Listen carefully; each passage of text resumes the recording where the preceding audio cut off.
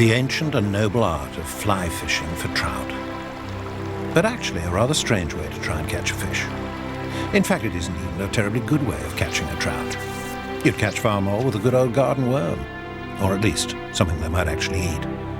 But that wouldn't be half as much fun.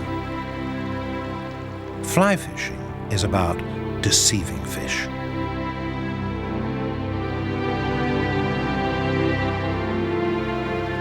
It's the process that leads up to the catching that is most valued. The attempt to make the trout think that these hooks, intricately decorated with scraps of silk, feather and fur, are living creatures that it wants to eat. Landing a trout is just the icing on the cake. The journey is as important as arriving.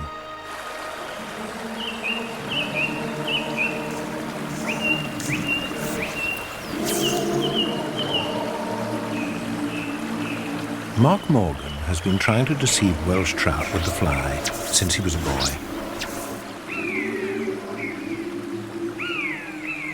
This is a Welsh upland river, fed by mountain streams. It's full of small brown trout, Britain's native trout. But a river like this is quite a barren environment, and the little invertebrates that trout eat are scarce. The trout rely a lot on what falls from beautiful trees like this.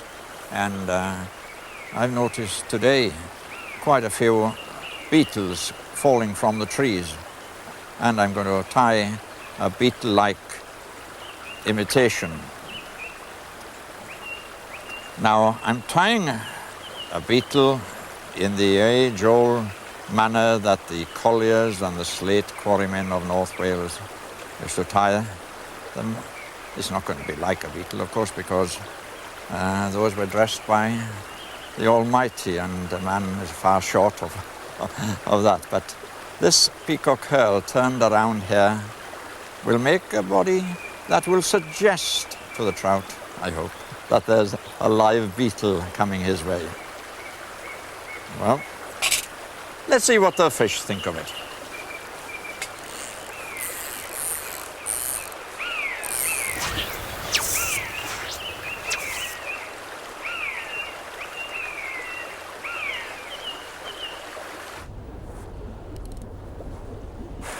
Oh, yeah, there he is. A small one, but here he comes. Oh, boy, natty. And what a beautiful little Welsh brown trout, as wild as the wind. And this one could be about 4 years old. And having lived in a harsh environment, who knows what the future holds? It might even go to sea and become a sea trout. And then, when I meet him the next time, heaven help him, because then he'll see the inside of my frying pan. Well, I'll return him to the river and give him his freedom.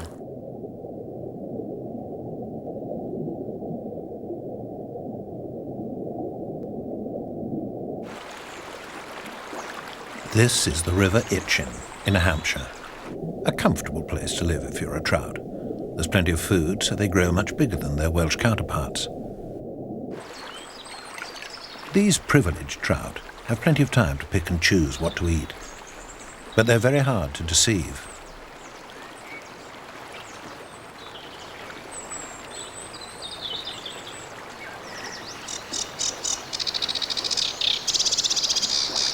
Now that spring has come, all sorts of rare, shy creatures can be seen at the waterside, including the fly fishermen. This is the land of J.R. Hartley. Rivers like this are called chalk streams because they're fed by a stable flow of pure spring water from the surrounding chalk downs. It's the classic trout river, the cradle of fly fishing. Riverkeepers like Ron Holloway are the groundsmen and the umpires of this sport. As well as watching out for poachers and ensuring that fishermen keep to the rules, they have tended these rivers for centuries. If we go back in time, 1,000 years ago, this river wouldn't be here as we see it today. In fact, the whole floodplain was just one massive oozing bog with a myriad of small little streams braiding its way right the way down to the sea. Man started draining the floodplains by pushing all these little oozing streams into faster flowing channels. This inadvertently has created a trout stream.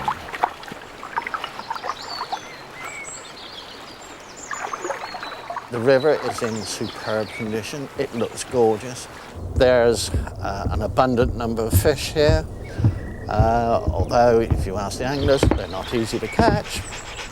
Not easy. Fiendishly hard, more like. Not only can they sense their slightest footfall, they can also spot the fisherman long before the fisherman spots them. Catching such wary wild trout on an artificial fly is challenging enough. But to make it even harder, the rules of the game dictate that only imitations of insects emerging from the water surface can be used. It helps to be an accomplished entomologist. Before you even start fishing, you should work out which of the many insects hatching from the river the trout are actually eating. Chalk stream fishermen carry fly boxes full of imitation insects, what fishermen call dry flies. Each dry fly is a replica of an insect that trout eat at some time of the year. On this river, the imitation should be precise. Today, a touch too yellow, a millimetre too big, and the trout may be suspicious. Selecting the right fly is only half the battle. It must be delicately cast just in front of the fish, so it looks as convincing as possible. The slightest mistake, and the trout wins the game. It's never easy, but in a month, the balance will tip briefly in favour of the angler. For now, they must wait. Mark Morgan is waiting too. The trout he wants to catch have gone to sea. The beautiful coast of West Wales, the source of the great love of my life, the sea trout. But to us in Wales, it's called the Sywyn. The Sywyn is a mysterious creature. He's out there somewhere. Sea trout are actually a type of brown trout, but they abandon the streams where they were born to seek richer feeding grounds in the sea. Any trout can pull this trick, but only those from the poorest upland rivers are forced to make this annual journey. Well, it's spring and an important time in the life of a sea trout. He'll be thinking of going back upriver again. Returning to the wild headwaters of rivers like the Teivi, where the sea trout spawn.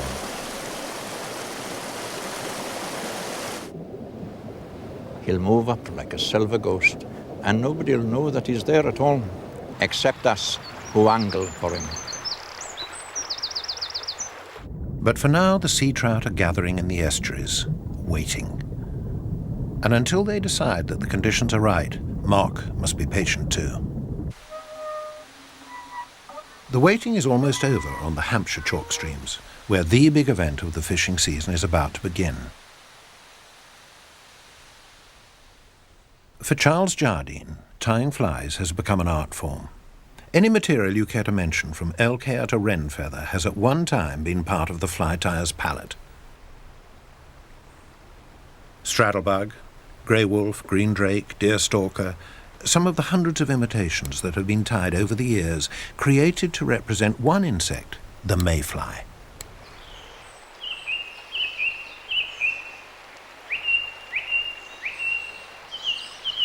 Every year, the mayfly hatch provides a banquet that lasts 2 weeks. It's known as Duffer's Fortnight, because trout get into such a frenzy that they become easier to catch. Even the biggest, wariest trout join the feast. This is the time they just might lower their guard, but only for the best imitations.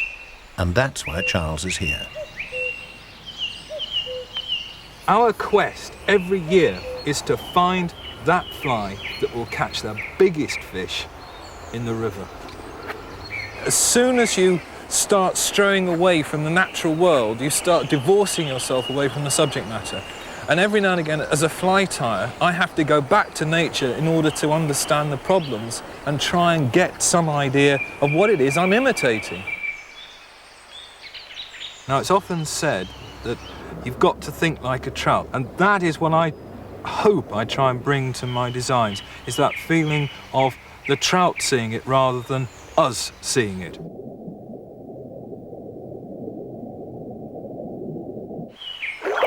Trout like to seize the mayfly as it struggles to break free of the water surface. And if Charles can capture the essence of that moment in his imitation, he might be onto something. I've made some rudimentary sketches of the stage just before adulthood, when it's just about to bloom into life. And I noticed that it was a deep, rich, sort of lovely, drinkable claret colour right by where the wings bursting open. I'm going to recreate that in the vise.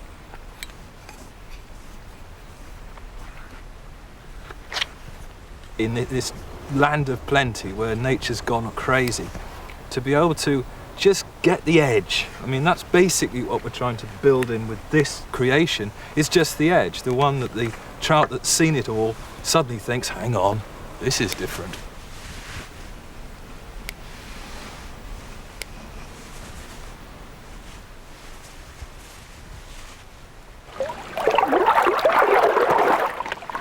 As the days go by, the mayfly hatch reaches a crescendo. Wave after wave of mayfly nymphs emerge from the riverbed and dash for the surface together in an attempt to escape the hungry mouths that await them. You can almost feel the drama unfolding in the water, you know, the nymphs clambering up through the layers and then they're popping. It's that beginnings of an orchestra, you know, you hear the baton hitting, and then all of a sudden everything strikes up, and that's what we've got.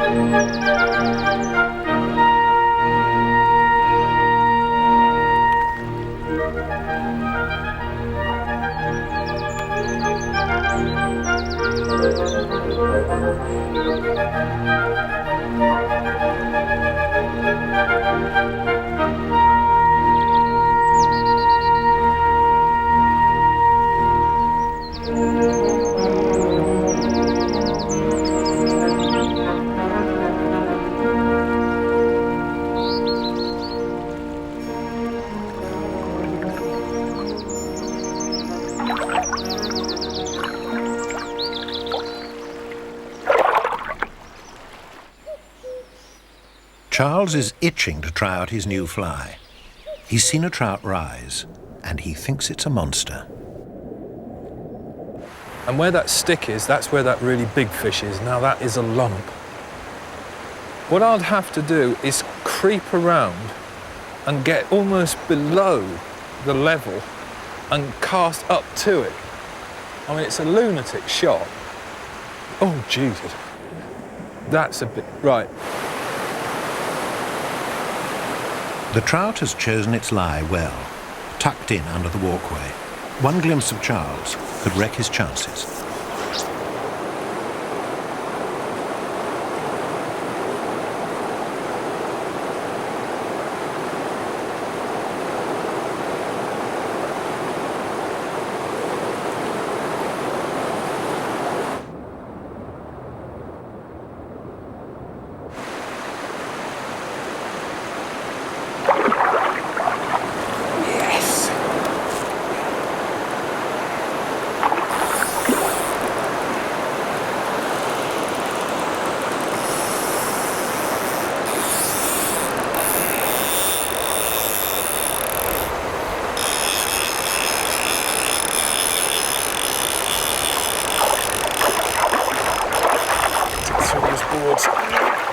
Come out, come out.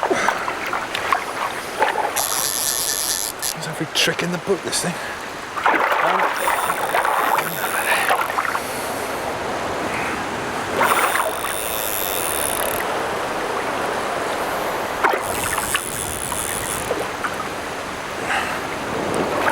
Yes. That is a big brown trout.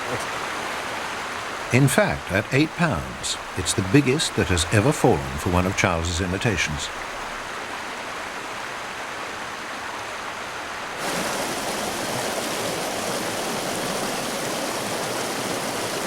Spring is always a bit later in the Welsh mountains.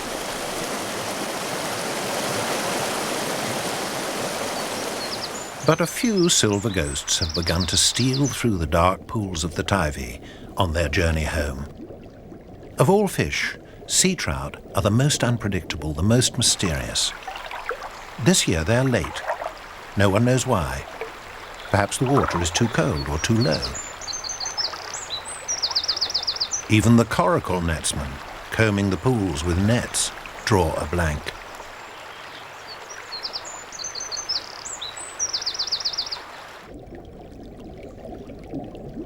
Waiting is nothing new for Mark. He has faith that they'll be here in the end.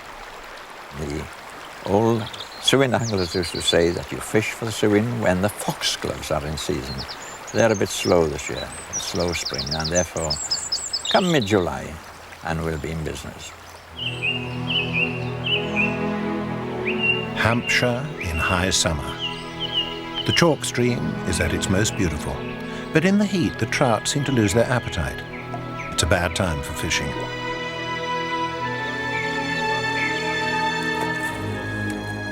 But there are places where trout can still be caught, whatever the weather.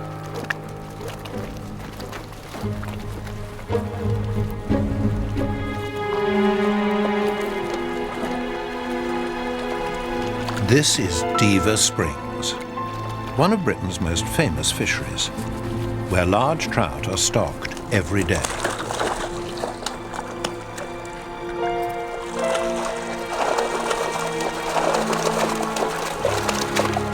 People flock here to catch record-breaking trout. For some, it's the fishing experience of a lifetime. Few of these trout survive long enough to become suspicious of a fisherman's fly. Some traditionalists disapprove. They think this isn't quite playing the game, that here, perhaps, the fishermen are being deceived. But this is big business. As well as brown trout, these lakes are stocked with the fastest growing trout available, the American rainbow trout. Like a breeder of prize cattle, the owner, Nigel Jackson, manipulates the fish's genes in his quest to grow them even larger. Nice 10-pound brown. There's a bigger one here if you want it. I'll keep it.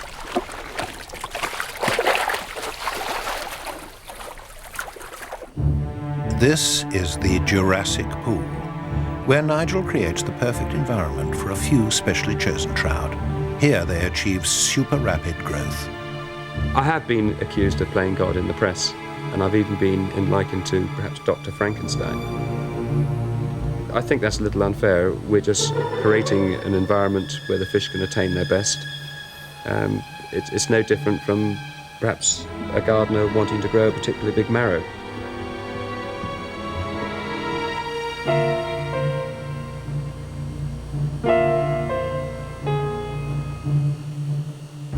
You're much better off if you break the record by a little bit each year, from the viewpoint that people are coming to catch the odd, very special, large record fish, and it allows you to sell all your regular stocking fish at a premium price, because they're trying to catch the big one all the time. After a year, these trout will have increased in weight from 3 pounds to 30 pounds, or simply as heavy as Nigel wants them to grow. Making it last 30 years, I would have thought a rainbow would end up about sort of 80 to 85 pounds. That's more than twice as heavy as the current record. At the moment, I'm after that elusive, massive fish. It's a nice fish, about 27 pounds. Oh look, a little grayling. You don't see many of those. Hardly a record.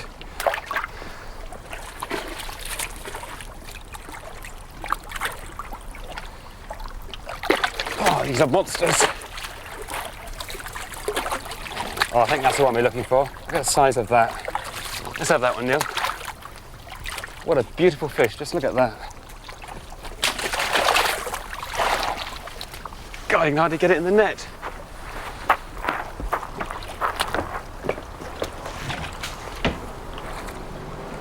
One of these fishermen could be about to get very lucky. Round the next bay, Nigel is about to stock the biggest trout that has ever swum in British waters.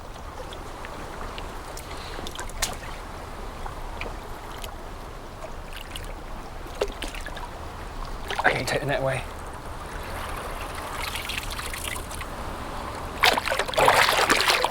Look at that, that's a really beautiful fish. That represents 3 or 4 years really hard work. It's probably worth about £20,000, and as much as that it could be a new record. Beautiful fish. Must be 37, 38 pounds if ever I've seen a fish. There she goes. God, look at that go.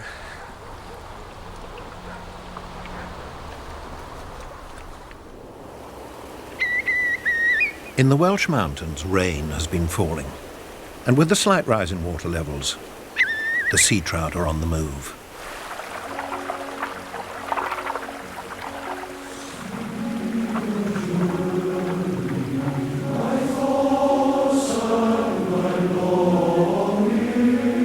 Well, the waiting is over at last, and it's been a long wait this year. The foxgloves, Clatchacoon, are in full bloom, and the Sewin are up here.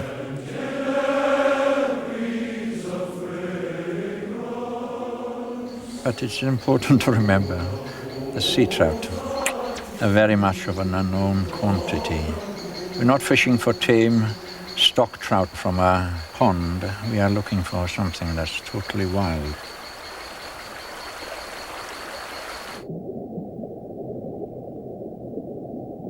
It's wonderful to think that they come up the Teivi once more.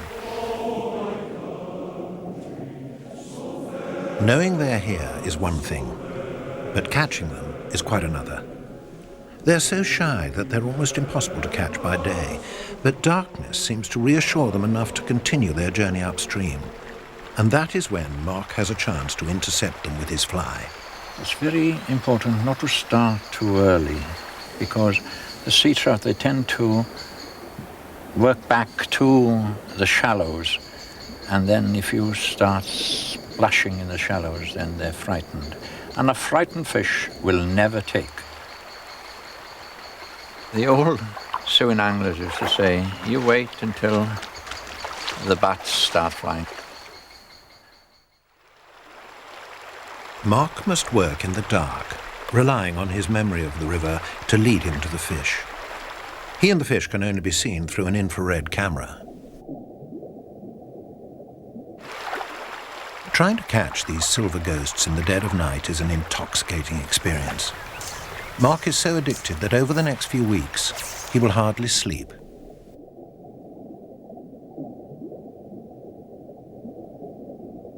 This is a very different sort of deception from catching brown trout. Sea trout don't eat anything during the few months they spend in the river. So the flamboyant flies used are an attempt to remind them of the food they once ate at sea. They take the fly out of aggression or instinct, not hunger. There are no rules here. You can use any sort of fly you want. The choice is often down to a hunch rather than science. There is a lot of myth about the flies. The important thing is to put it on the fish's nose, know exactly where the fish is, and direct the fly. And then, bang, all of a sudden you hit the jackpot. Of course, there are nights when you don't touch the jackpot, but there it is, you keep on trying, and that, to me, is what Sewin fishing is all about. Going out there and getting that electric moment when you feel that tug. Oh, yeah, there he is, there he is.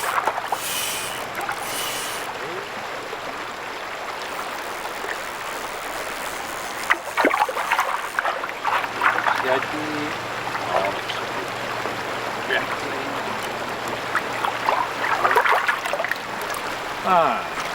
are. In a normal season, I generally keep a few sea trout. I must say I like them. They're good eating. But not this year. They've been in short supply, and all I've caught so far have gone back. Well, there's a lovely place under the trees there. Flies come around a couple of times and I thought I had it. Ah, yes! It's here. Be very careful with this so we know all the fish. This is the Houdini of the fish. Oh, a nice fish. Right hook. Oh, well now. Ah, there we are. Always wet your hand before you handle such a precious fish as this. Oh, that is a beautiful fish. He's been upriver a little time, but he's far too valuable to be only caught once now then. Off you go and good luck. The sea trout has a special place in the hearts of those that angle for it. It's not a sport, it is a religion. We live for it. Dawn, and the magic is gone, but not forgotten. A couple of silvery sea trout glimpsed in the moonlight. Fulfillment. And that same fulfillment is what counts for Ron Holloway. Despite the allure of hatchery-reared monsters, small but wild brown trout may have something extra to offer. There's an increasing demand for wild brown trout fishing. I hear this from anglers who have spent loads of money fishing for big stockfish, and they love it. But their fishing experience is the same, day in, day out. And eventually, anglers hate consistency. They look for a better challenge. That challenge that genuine wild brown trout can afford. They're wild, in beautiful, quiet, natural surroundings. What else do they want? It's hard to play the fly fishing game without falling in love with trout. It can become a passion that lasts for a lifetime, if not beyond. Nac ofnam y bu fydd yn llithro trwy'r gro, o erddi paradwys I daifu am dro. Fear not if I steal to your side as of yore, from paradise streams to fish Taivi once more. And if I get to heaven, I'm not sure that I will, but if I do, I'd like to think that I might be allowed to come back and just fish Taivi that once more.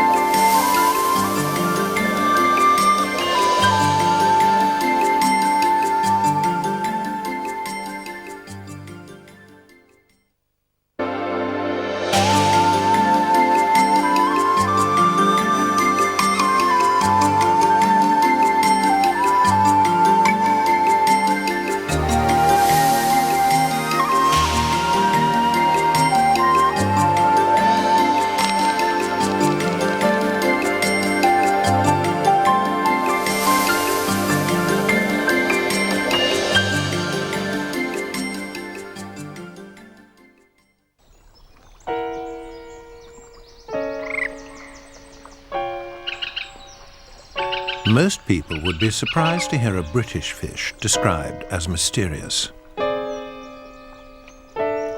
But then they haven't met the carp. Centuries ago, carp were carried from near the shores of the Black Sea and released into dark English waters as food for monks. But then they were left undisturbed, almost forgotten, in the shadows of crumbling manor houses and monasteries. It was said that only eccentrics tried to fish for carp. They were thought to be almost uncatchable, for the carp is so canny a fish, it once earned the name the lake fox.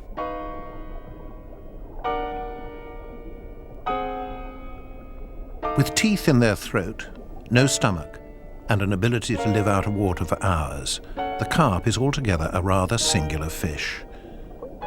Their great size is the stuff of anglers' dreams, and their ghostly image will enter a person's mind and hold them to the lakeside for hour after hour after hour. Chris Yates is one of Britain's foremost carp anglers, and a man who was hooked by these fish when just a boy. Since that time, he has pursued a lifelong quest, and not just to catch carp. Much of the joy of my fishing lies in the surroundings. I spent years searching for the ideal carp lake and discovered some extraordinary, surreal waters. Lakes heavy with history.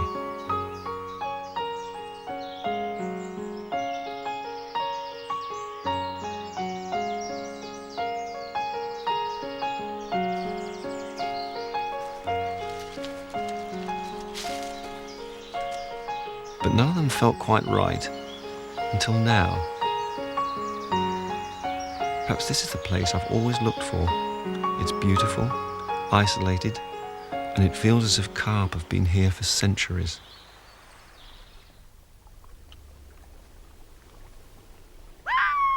When I was young, I used to live near a village pond, and I often used to see old fishermen sitting about just like I am now. They told wonderful stories, but they never seemed to catch anything, and I began to wonder whether it was all a game of make-believe. Were their tales destined to disappoint, like the myth of Santa Claus? I had to find out. And he's still finding out, because every lake has its own myth. Chris is spending 24 hours at a lake deep in the woods of southern England. But it's a clear, crisp night, and when it's cold, carp don't feed. Chris is left to imagine what is happening below the surface. I don't know whether there are any really big carp in this lake or not. I did once hear a marvellous monster story about it, but maybe that was just another myth. True or not, a really first-class carp tail can keep you fishing in hope for weeks. But even if you see the fish of your dreams, there's no guarantee that you'll ever catch it. Angling is about trying to outwit fish. A tall order with carp, but there are ways. In dark, turbid waters, eyes are not much use to a carp. But as they drink in water to breathe, carp smell their surroundings with a sense 2 million times more acute than our own. Something an angler should know. I like to use very simple equipment, just an old cane rod and an ancient though reliable reel. It makes carp angling a healthy challenge. For me, catching carp is a kind of thinking game. And it always was. Many years ago, the pioneers of carp fishing discovered that experimentation with unusual baits might lead to success. They were men with inquisitive minds, such as Otto, Christopher, Joseph, Gerhard, Ludwig, Overbeck of Grimsby. Early this century, Overbeck was having trouble with carp. He couldn't catch them with a hook and line, so he decided to flatter them with flowers instead. It was a strange idea, but then he was the man who invented alcohol-free beer.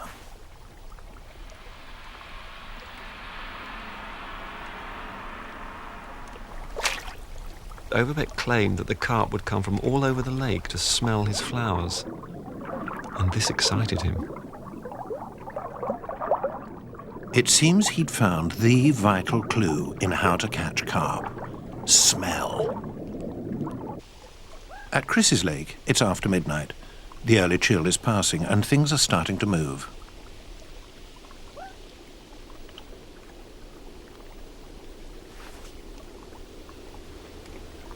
Good omen. The temperature is rising and the carp are starting to feed. This sound, known as clooping, as they take snails from lilies, is the most evocative thing a carp angler can hear.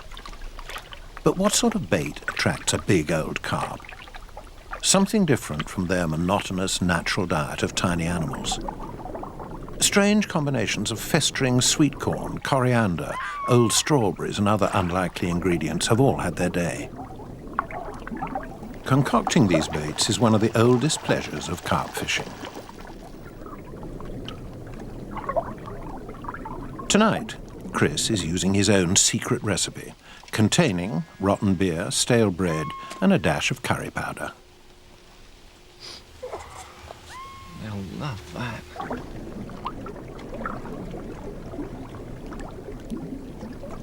Carp search the lake bed with their sensitive barbels. Only food that smells interesting and feels right is taken in.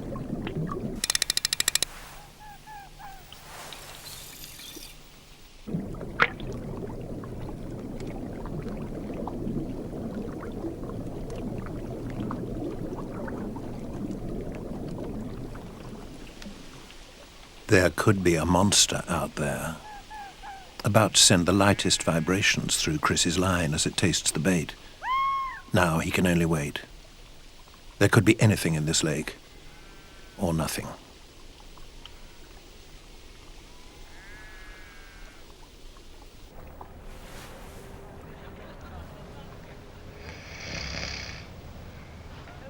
But anglers from all over the country know exactly what is in this lake. Carp, of course. So what is so special about this place? John Aplin, the lake keeper, knows very well. For normal fishing, most people would be using a landing net, something like this, for general sort of pleasure fishing. Now, we're on a very special lake, and we're after something a little bit bigger, and we'll be using a landing net, hopefully if we catch something like this. The fish we're after in this lake is called Herman, and it's huge. Herman is an old friend. Anglers catch him, put him back, and others fish for the excitement of catching him again. It was last caught at 49 pounds 12 ounces, which is a huge summer weight. The biggest it's ever come out at was 50 pounds 8 ounces, which is, obviously a very big fish. If it comes out again in the winter this coming year, we could be looking at a British record fish, somewhere in the region of 55, 56 pounds. That's a whale. Could a fish that big have a brain to match? I think if you take into consideration that there's perhaps 10 to 15 anglers on it for 24 hours a day, 7 days a week, for about 9 months of the year, and he gets caught maybe 5, maybe 6 times in the whole of that period, then I think that's one clever carp.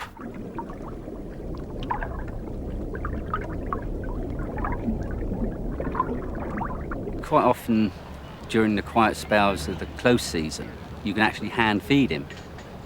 And we've actually hand fed him right by the bank with maybe 1 or 2 other big fish in attendance. But come the start of the season, he just disappears. It's as if it's got an inbuilt clock.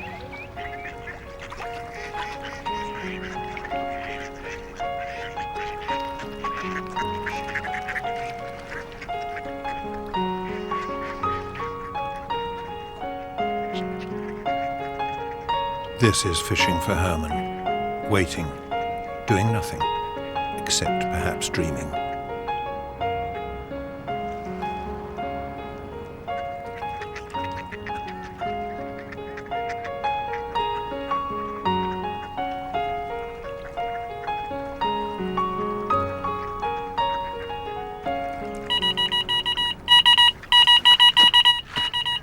Could this be Herman?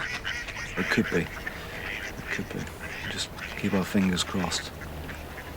Certainly it was a big fish just swimming into the line. Whether he'll find the bait or not, we'll have to wait and see. Certainly gets the old adrenaline going.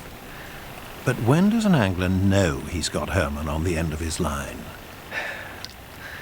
Depends how much the rod bends when you hit into it, and how much the water erupts.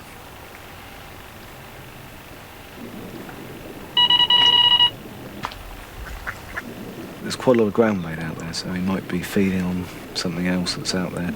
Come back for a second look at the hook bait in a minute. In the meantime, we'll have to wait and see. Oh. Come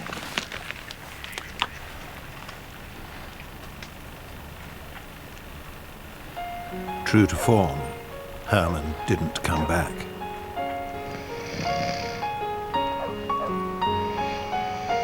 I've been here some 25 years fishing it, never caught it. Fished all of September, October, November. I was doing 4 full days and 3 nights a week. A lot of hours, a lot of hard work, a lot of planning, preparation. People have never seen it and then are lucky enough to see him on the bank in somebody's arms. And then they say, describe him. They really find it difficult because he is such a large fish. He must be close to 30 years old now, that fish. So he's into his middle ages. He's not going to last forever, unfortunately. When we netted the lake back in March to remove all the small fish and to allow all these fish in here to grow even bigger, we managed to catch about 98% of the fish, but no sign of Herman. If you can't catch him with a seine net, you've got a job to catch him on a rod and line.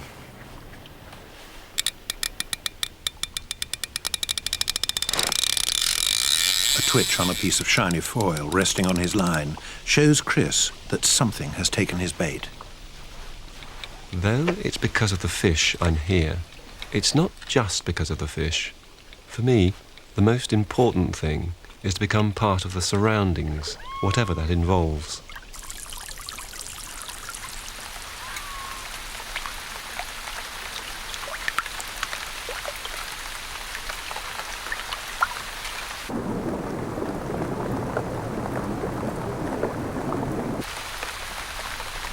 Contrary to popular belief, carp angling is no better or easier in the rain. After all, the water was wet already, so for the carp, nothing has changed. It is just a part of their everyday life.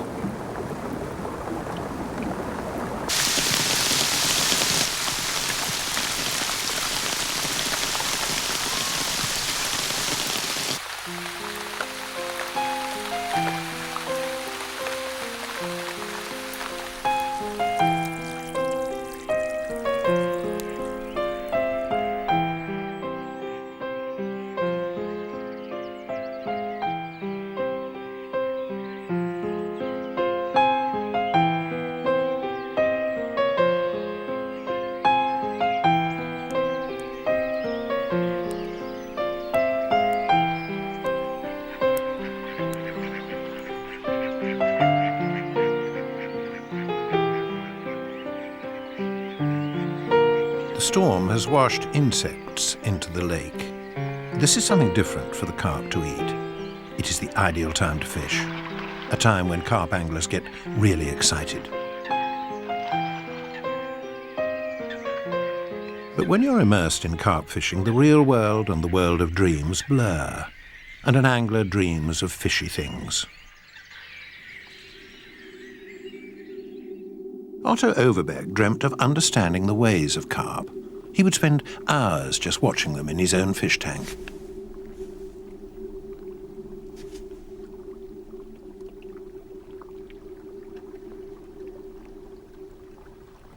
Overbeck was an inventor, and his great creation was the electronic rejuvenator. It worked on the principle that wiring yourself into an electrical circuit was good for your brain.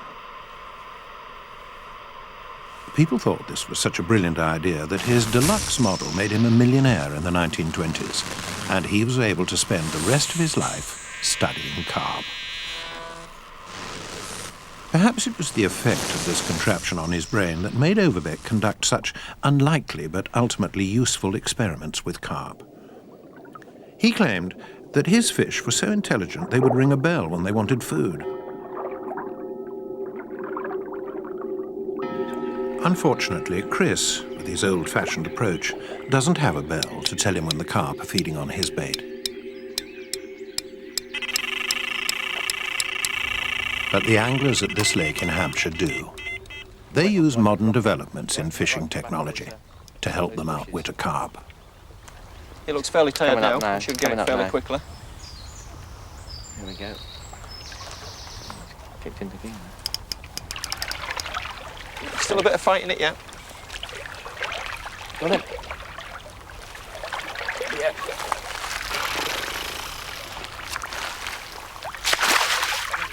There she is. An admiring look, time to take its weight, then the fish goes back. There is no trophy hunting in carp fishing. An angler would rather have the chance to catch the fish again. Just 2 little scale blemishes there. Is it hooked nicely? Right in the bottom lip. Perfect. What a long fish. Perfect, isn't it? Yep. This may look like an old lake, but it's not. It has been carefully fashioned from a disused quarry and stocked with fish. Carp fishing is now the most popular form of angling in the country. Up to 50 people may be here at one time, and each has been given their own secluded bit of the countryside.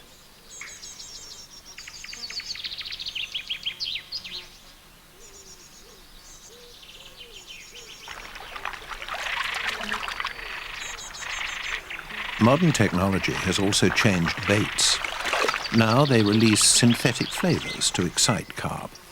They're made in a factory to save an angler time, and they go under the name of boilies. A great smell. These synthetic flavours of carp baits are fantastic. This one's a fruity boiler.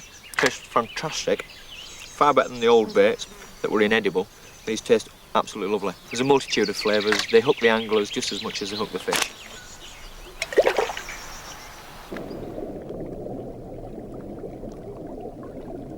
These boilies are possibly more attractive to the carp than ancient recipes, though some might feel they lack the personal touch.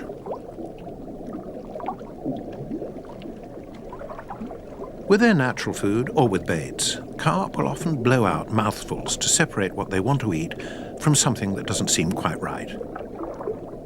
It is an ongoing challenge of carp fishing to find something the carp feel is quite right.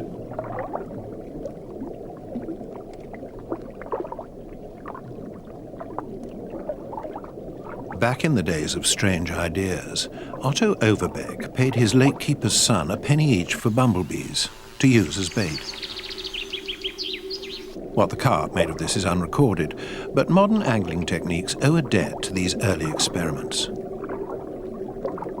But what would a present-day angler's response be to the name of Otto Overbeck? I would have to say utter blank would be my reaction. Never heard of him. No. As in life, so in fishing. Many people take part, and all make their contribution to history, but few are remembered.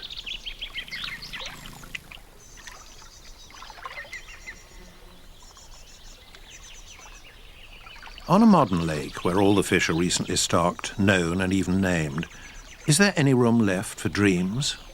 Well, it seems there is. A rumoured uncaught fish haunts these waters, and it's big.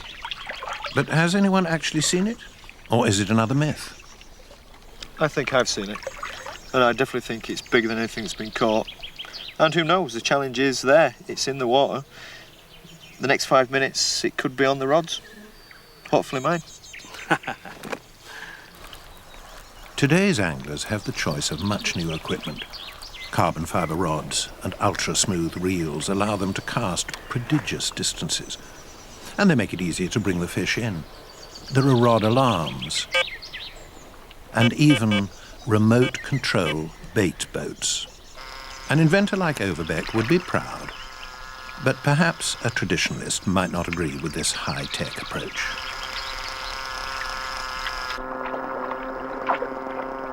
We have something that not a lot of people believe in, but I do, which is remote control boats.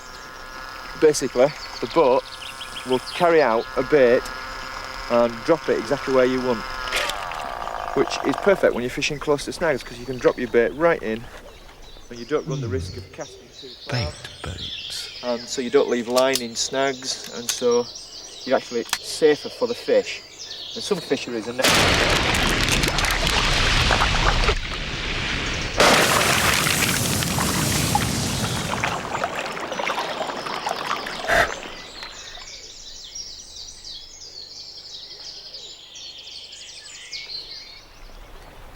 In some lakes, carp are given safe areas where anglers are not allowed to fish.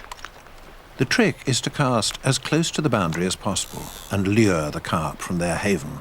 The closer, the better. But it's not easy. It's got to be within inches to be confident. Oh, God.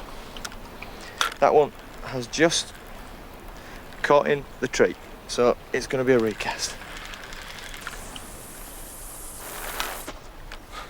That one, unfortunately, has gone just too tight, and I've caught on a snag.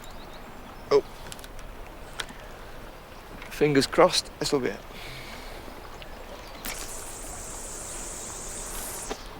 That one's just about okay. What do you think, Lee? A little bit short.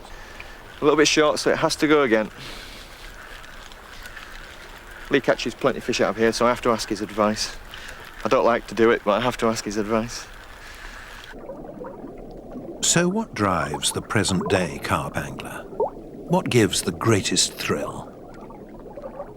I think for me, the most exciting thing is when you're fast asleep at night, you're dead to the world, and then the buzzer sounds when you've got a take, and you just get a continuous tone, and the adrenaline that pumps in those split second when you actually start to hear it is incredible. It has got to be the most exciting few seconds of your life, not in just a day, it's in a year, it's in a decade. It's a fantastic feeling.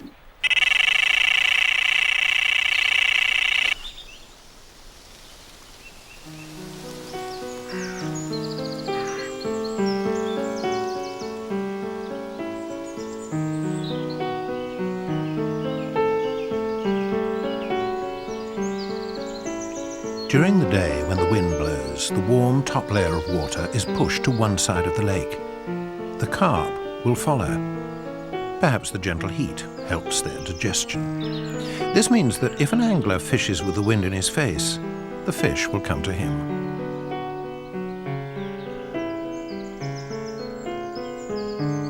But in the glare of midday, carp just float around sunbathing. They're not interested in food, so it doesn't matter where an angler fishes. He won't catch anything.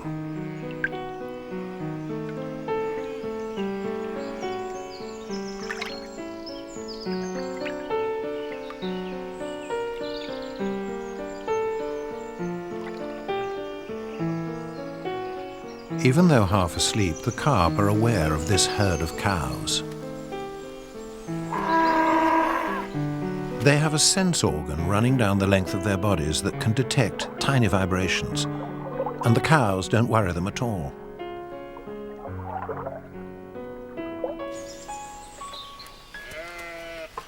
But they seem to understand that a careless human footfall just might be an angler. But every year, once a year, just for a few special hours, carp entirely lose their natural wariness. The first time I ever saw carp, they were spawning, which proved they were real. The monsters had finally emerged from the green depths, and I was hooked. They churn about in the shallows, and occasionally an unfortunate fish may be thrown clear onto the bank. For this short time, the carp are so engrossed in reproduction, it would be possible to just lift them out of the water.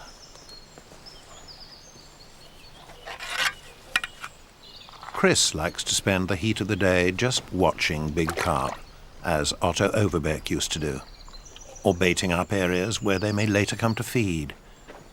But not all carp are giants.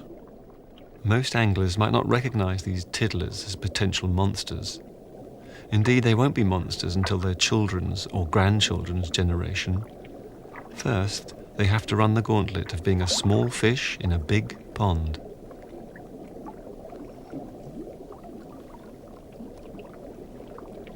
Growing up is a long and fearful business, which leaves the carp with a deeply suspicious nature. Even giant carp, with no predators to speak of, behave as if every moving shadow was a threat. Perhaps a big old carp does not know it is big and just floats in the sun all day wondering why the pond has shrunk.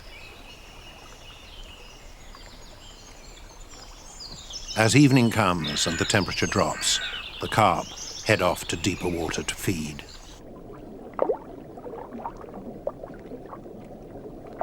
They pump mud through their gills to filter out tiny animals.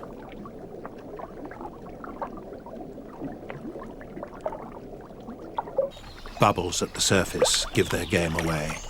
They are close to Chris's bait. It is a captivating image that every carp angler will watch in hope. Sometimes the lake bank is the most beautiful place in the world. But at other times you are wet and uncomfortable, you have a cold coming on, and even the tea bags are stale. Yet something holds you there, almost against your will. It's all about what might happen, not necessarily what does. A bit like life, really. Your hopes and dreams just might come true.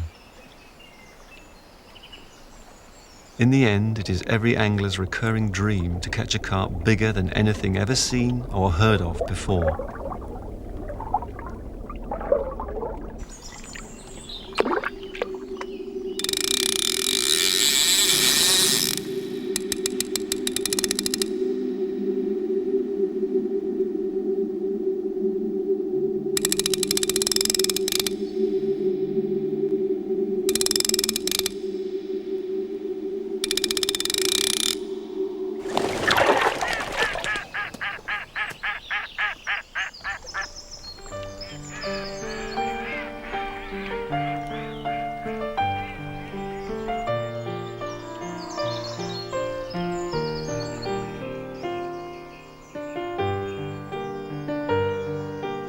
Although no fish out of water can ever be as perfect or as colossal as that image, it's just possible that your dream is somewhere out there in those murky depths. And the very next time you cast, it might appear on the end of your line.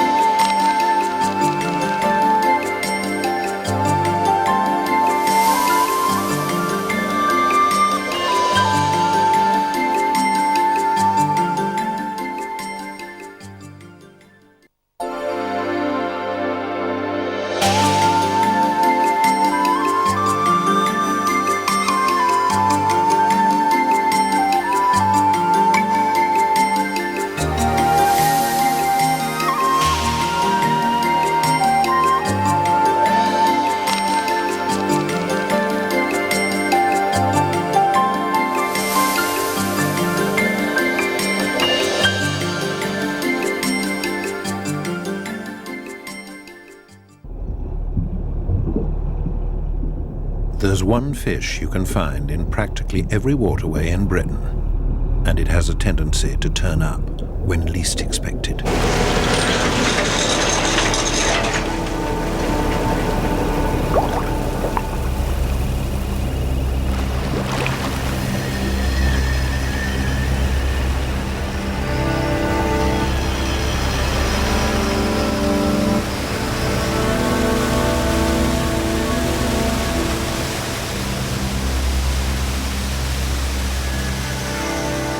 When the police retrieve dumped cars from docks and canals, they can never be quite sure what strange things will be lying in wait for them.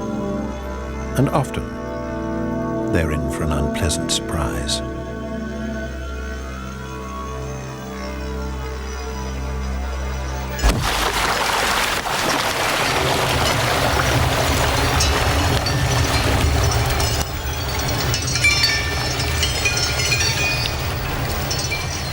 More snake-like than fish-like, it's no wonder that eels are the one fish that everyone loves to hate.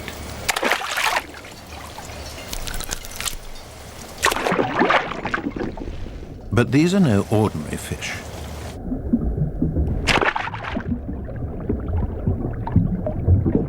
They can live for up to 70 years, crawl across land, and swim across the Atlantic and back again.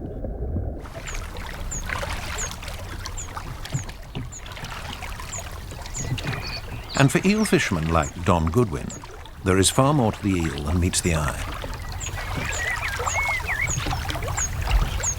Eels, they're slippery old characters, aren't they? Not many people like them.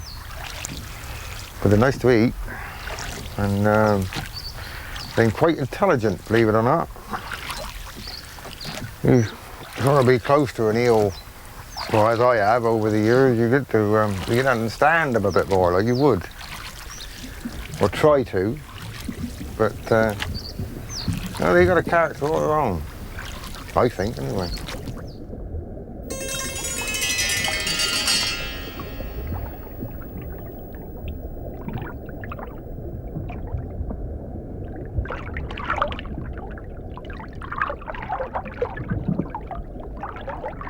Eels are unique amongst Britain's fish. They are the ultimate opportunists, living everywhere and eating anything. And you don't need money or expensive equipment to fish for them. All you need is an obsession, like the fishermen from the Anguilla Club.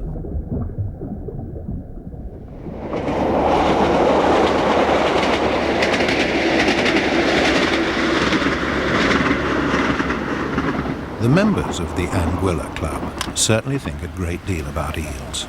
Their sole aim is to catch big eels and then lovingly let them go again. And in case you're wondering, Anguilla is Latin for eel. I think we can see things in an eel that other anglers can't. Everybody's happy catching something. I had that done a while ago now because I'm fascinated with it. I mean, I'd rather have a tattoo of something that I genuinely I've got a lot of admiration for rather than a skull and a crossbow, which, you know, just doesn't do anything for me. For some, the appeal of this particular fish is that you can catch them anywhere. Docks, rivers, canals. You'll find eels wherever there are plenty of holes to hide in and food to eat. Which means that some of the places where people go fishing for eels can border on the bizarre.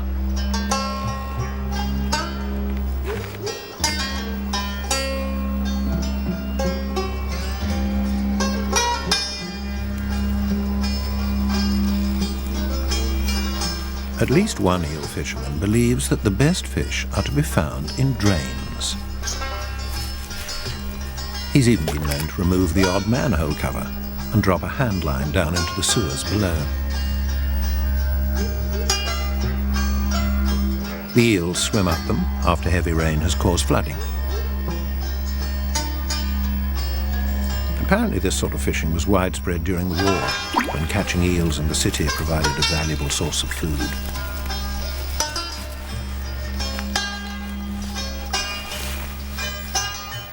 After all, who needs Speyside when you've got a sewer to fish in? It was because eels turn up in the most unlikely places that they were always believed to have supernatural qualities. Years ago, see, people, they were frightened of eels. They didn't go too much to them. They were a bit suspicious about them. So I thought they were something to do with the devil, you know. They always had a funny sort of feeling over eels in the old days. Of course, now we know a bit more about them, but... Part of the reason people found them so terrifying was that they seemed to appear as if by magic.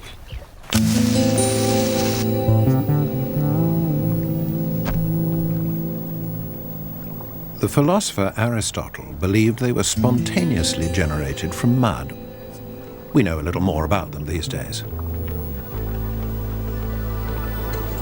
They first appear in our rivers as tiny elvers, and even as they arrive, there are fishermen out looking for them. It's thought that eels are born deep in the Sargasso Sea off Bermuda.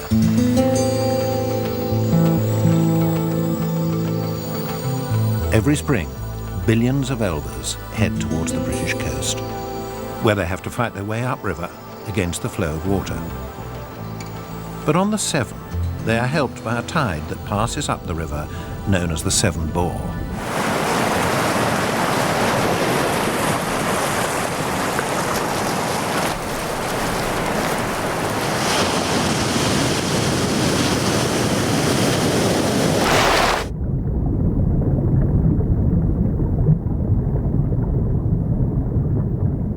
For centuries, the fishermen of the Severn have used their knowledge of this migration to catch elvers.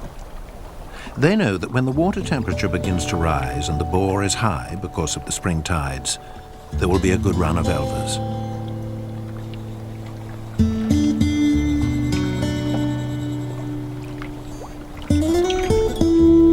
If the fisherman has read the signs right, he can catch thousands of elvers in one night, with a kilo fetching anything up to 200 pounds. At a few centimeters long, it seems amazing that they get here at all.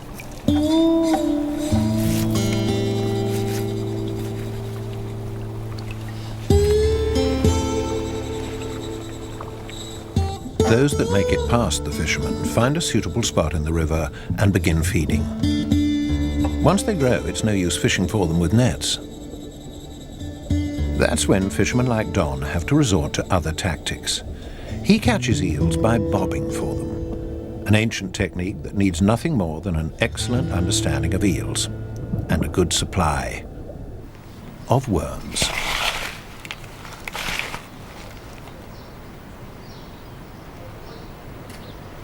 You just thread the worms onto the wool. They use wool, worsted wool, like that, and put it in the water. And the eel comes along and grabs the worm.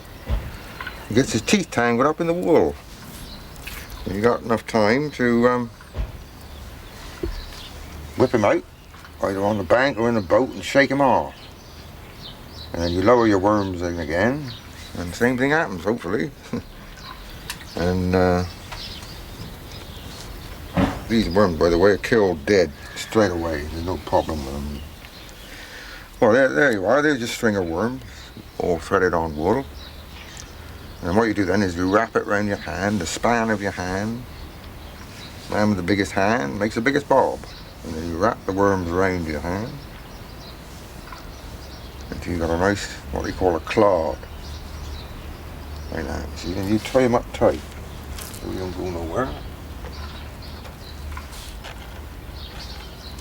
Tie them up tight like that.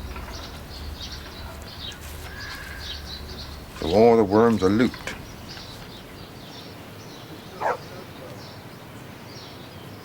Unlike the Anguilla Club, Don isn't keen to let his eels go.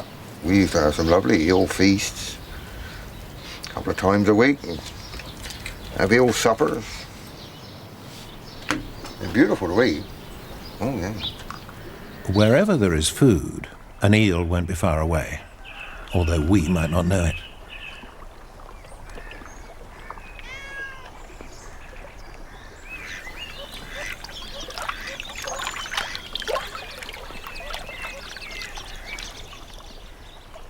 Their incredible sense of smell means they can sniff out anything edible, from dead bodies to barbecue handouts.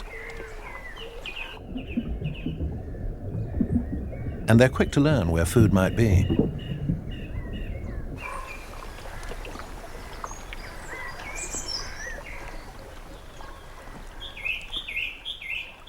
Stories go that in India, fishermen even taught eels to come when whistled.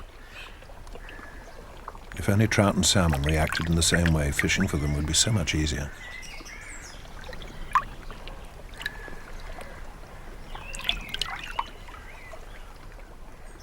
Eels gorge themselves during the summer months, so they can lay down enough fat to survive the winter, or if it's their year to migrate back to sea, to give them enough energy to cross the Atlantic.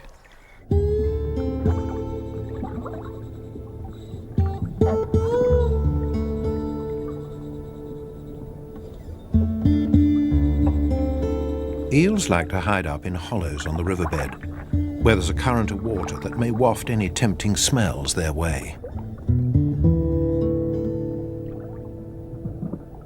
Don relies on this when he's fishing.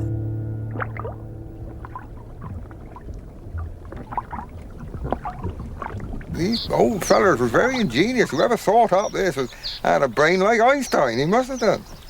I mean, you see, even the pole has got an automatic winder. I mean, the depth finder, you just wind it up. There's no reels or nothing like that. You just wind it up to find your depth and lower it down.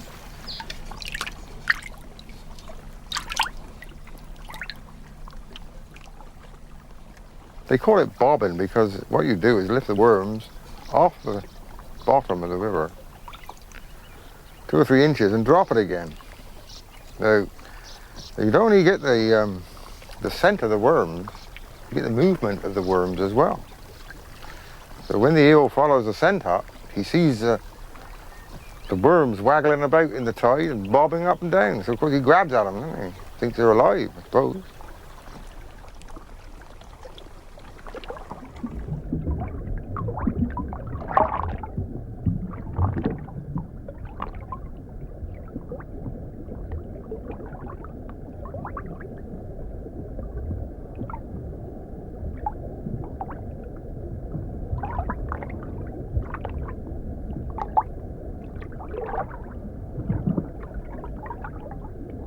If you're a good fisherman, you've been at it as many years as me, you get a feeling what's going on under the water. You don't have to see what's going on. You've got a feeling. It's true, you've got a feeling. Oh, missed him. I missed that one. Yeah, had a good bite there.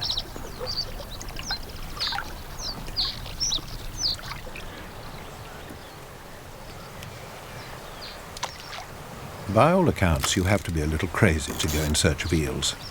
Most fishermen can't get far enough away from them. I don't really want to catch any eels here. What we're after really is a salmon. But unfortunately, this time of year, when all the eels are running, these prawns tend to attract the eels. They're a bit of a menace, really.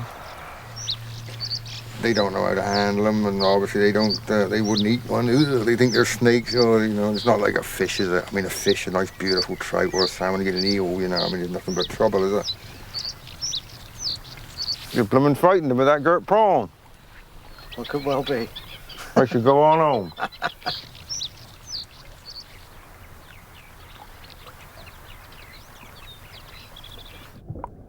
Why they're so annoying to other fishermen is exactly the reason why they are so beautifully adapted to life in the water, and why the Anguilla Club think they give the best fight of any fish.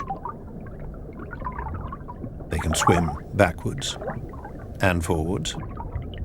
They can get into and out of any crevice, and the slime that covers their skin helps them swim effortlessly through the water.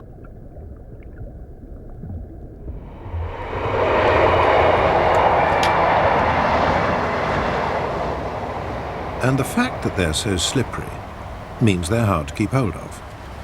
Unless, of course, you've had special training, like the members of the Anguilla Club.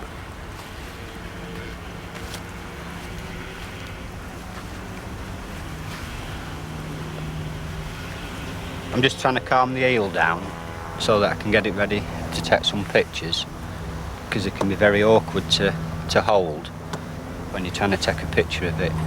But if you just stroke it gently with a wet hand, covering its eyes, it usually just puts it to sleep and gives you enough chance to take the photographs that you want. And there we have it. £3 9 ounce, perfectly still. The Anguilla Club make it look so easy. For many fishermen, the biggest problem with eels is getting them off the hook. And that's why Don's method is so ingenious. That's the way today that people fish, with hook and lines. Thing is, with a hook and line, is that you've got to take the eel off the hook. In time you rebait the hook and throw it out again and wait for an eel to bite. Could take quite time to catch 2 or 3 or 4 eels, but with an eel bob, once the eels find these worms, they congregate on it and you can get quite a few in a short time.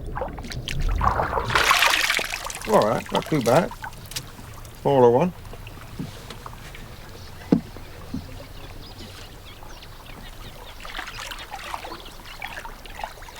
Most fish can't live out of water. An eel is quite happy out of water in the right conditions. You can bring him out into the area, he's quite happy. You can put him back in the water and he's instantly quite happy. Remarkable, you know. We couldn't do that, and I don't know any other animal that can do it, but he does it.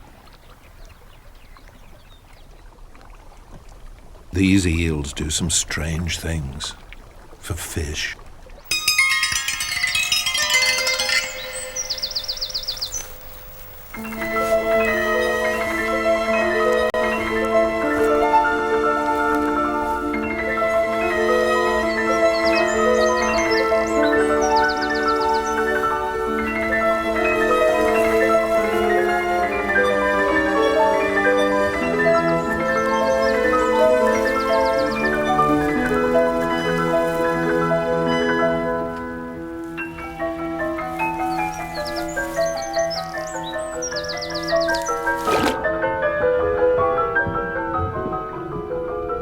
As elvers, they made their way to ponds and isolated waterways. And when the adults decide to return to the sea, they have to retrace their journey and migrate overland. Often under the noses of unsuspecting fishermen.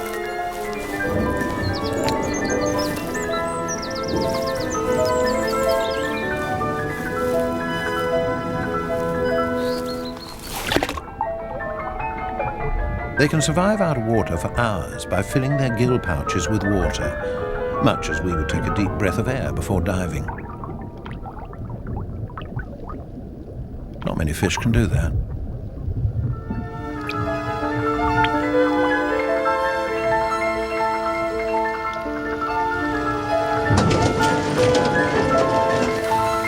Most of this overland migration takes place on dark autumnal nights. Even so, there are still people waiting to catch them.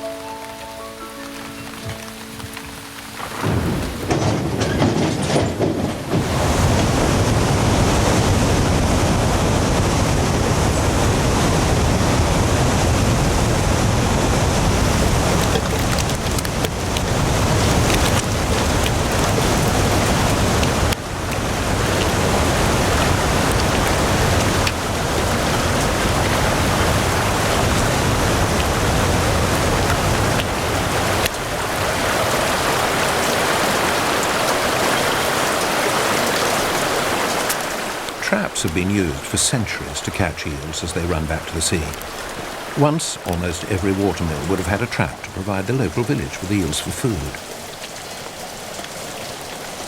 This eel trap is now used to catch eels so that scientists can learn more about their comings and goings.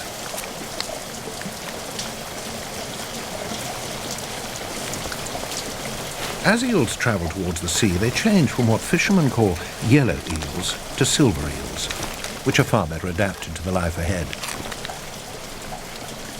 The scientists like Brown Knights use these traps to try and explain the mystery of their migration. As yet, no one has ever found a breeding eel.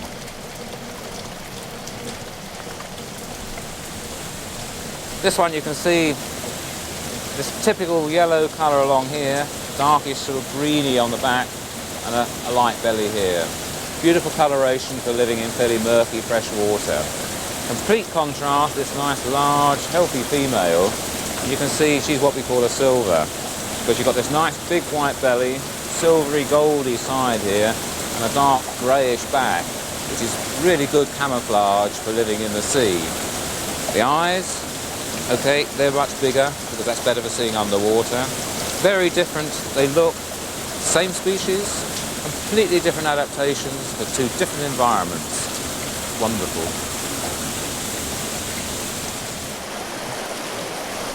But no self-respecting eel fisherman is interested in these tiddlers. For the Anguilla Club, size is important. The autumn eel migration doesn't really interest me because the fish that generally run back to the sea aren't what I'm really after. What I'm really after are the fish that remain and grow large. There might well remain a couple of big fish that haven't had the urge to go or the change to actually migrate back to the sea. And those are the ones we're really after. I lost one or two great big eels in my time. I've had eels as long as this boat nearly, and that takes some believing. But the trouble is they've been so big they come in and go straight out again. Yeah, they are big eels. Some of them are 5, 6, 8, 9, 10 pounds in weight. Big eels. And you're looking at something like that round. But where would an eel fisherman go to catch that big old eel that hasn't returned to sea?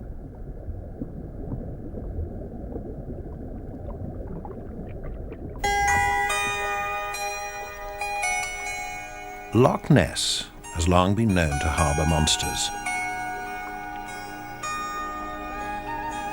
So this could be the ideal place for an eel fisherman to catch a giant.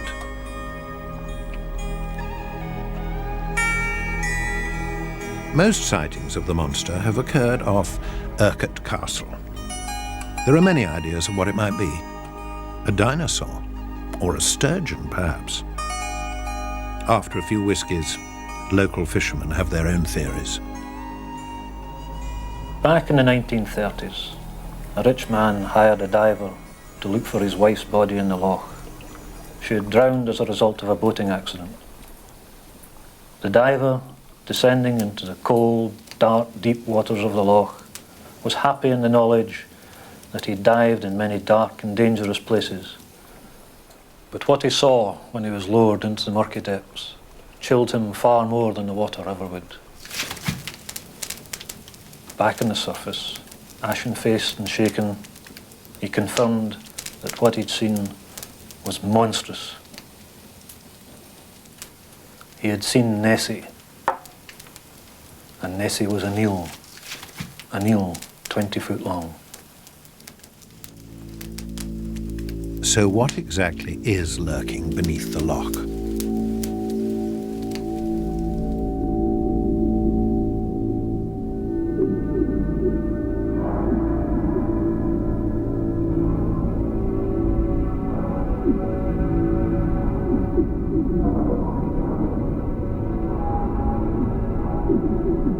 Submarines have often been used to look for Nessie.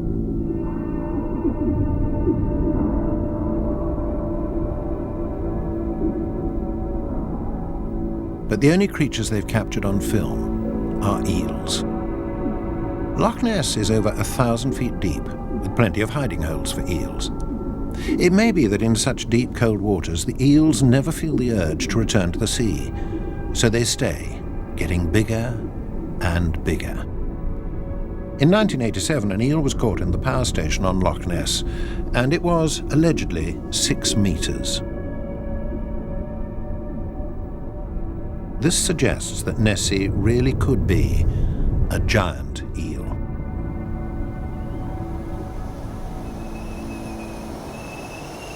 And where there are big eels, the Anguilla Club aren't far behind. Certainly the best time is to fish for eels at night. I mean, big eels definitely feed more at night. I mean, there's no two ways about it. I mean, they are basically a nocturnal fish and a predator as well. So on a nice dark night like tonight, the big eels will certainly be hovering around the margins, picking up all the fry and the dead fish left over from people who have been fishing in the day. And this is what we call dipping, which is a method of catching bait. And it just goes to show exactly why the eels at night are in the margins.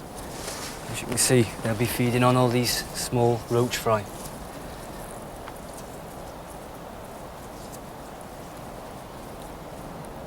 The rigs that we use for eel fishing are relatively simple, actually. I mean, they haven't changed for decades. The real art to fishing for big eels and catching big eels consistently is actually locating the waters where they live.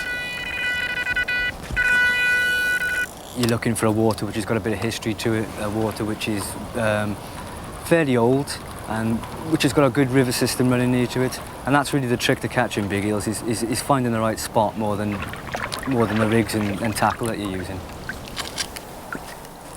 I don't think it's huge, but it's certainly worth the wait.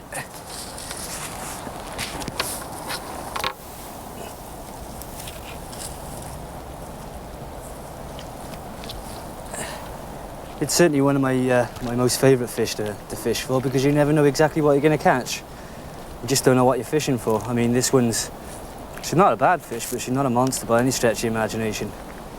But still, you know, there could well be one twice the size or even 4 times the size in the water. Now we're going to get your grandmother. With the possibility of catching monsters and the excitement Don and the Anguilla Club get from fishing, well, there is more to an eel than meets the eye. But if you do decide to take up eel fishing, you'll have to be prepared to stand out from the normal angling crowd. Well, nobody really got much interest in it. They think you're sort of a bit touched. Never mind. Perhaps a hint of eccentricity is essential for any fisherman. Oh, and by the way, a final word of advice for all of you budding eel fishermen out there. If you do decide to spend a day fishing on Loch Ness, Make sure your line is strong enough, because no one down the pub will believe the size of the one that got away.